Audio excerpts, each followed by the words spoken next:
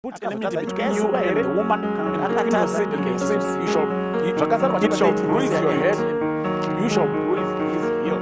You're the first good news of salvation.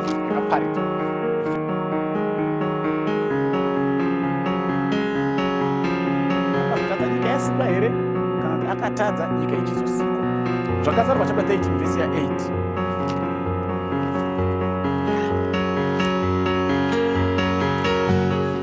Kasiwai zvakare vanhu vaMwari mufaro wangu kuchingamidza kuchirongwa chedu chamazuva ose konai pastor. Pachirongwa patiri kuedza kubatsirana kupindura mibvunzo yatogona kunge tinayo inopinduruka neumpo hunowanikwa mukati mebhaibheri. Saka sunungukai kutumira mibvunzo yenyu, any question that you think is biblical and ungada kubatsirwa nayo, please sunungukai kutumira mibvunzo iyoyo. Mubvunzo watira kutarisa nhasi unoti iwo, nhai pastor, Satani paakatadza nyika yakanga yasikwa here? I don't know hangu tichicha prompta mubvunzo, but we'll answer it sezvauri izvozvo. And ndichangoerenga mavhesi mairi chete and we are done. Satani akazotadza nyika yasikwa here kana kuti akatadza nyika ichizosikwa? Zvakazarwa chapter 13 verse 8.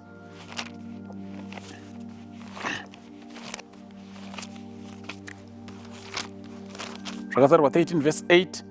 And all that dwell upon the earth shall worship him, whose names are not written in the book of life of the Lamb, slain from the foundation of the world.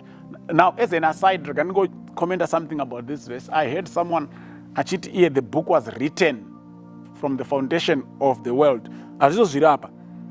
All those who dwell on the earth shall worship the beast, whose names are not written in the book of life of the Lamb, slain from the foundation of the world. The book of life of the Lamb, which was slain from the foundation of the world. Verse here is the book of life which was written before the world. No, the Lamb was slain before the foundation was laid. The foundation of the world was laid. Saka Jesu Kristo kana ari yegwayana raMwari rakabayiwa nyika isati yatosikwa. Kurova kuti chivi changa chatoko. Because kubayiwa kwaJesu Kristo kwakakonzereswa nechivi. Saka Satani akapandukira Mwari nyika yedu iyi isati yasikwa. Nyika yakatozosikwa Satani atopanduka kare kudenga. Saka chakatanga kupanduka kwa Satani tevere kusikwa kwenyika yedu. Kristo akatozvipira kufira vanhu vaachazosika. Ndosaka chinzi he is the lamb which was slain right from the foundation of the world. Or among my version are simple, before the world was created. So Christ is the Lamb of God slain before the lamb was created, before the earth was created. So if he is the lamb which was slain before the earth was created, it means the cause for his being slain, which is sin, was already existing. Saka Satani anga atopanduka. Mukaverengawo zvakare Genesis chapter 3 verse 15. Inoti iyo musunotadza Adam na Eve. And I will put enmity between you and the woman, and between your seed and their seed. It shall bruise your head, and you shall bruise his heel.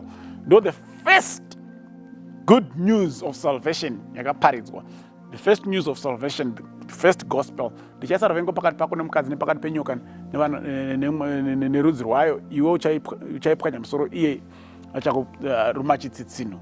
Mwari aitoprofita kuuya kwaJesu Kristu.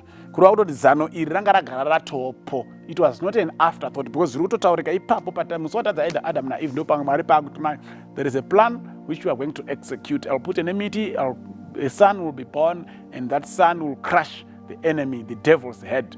Saka Satani akagara atogadzirirwa zano kuti achaitwa sei naye before the earth was created. Pakazosikwa nyika Adam na Eve vachitadza, God then put into motion the plan which had been hatched before the earth was created. That's why Christ are the Lamb of God, which was slain before the foundation of the world, because this plan was in place. So the rebellion of Satan started in heaven before the earth was created. God went on to create earth after Satan had already rebelled in heaven. Amen.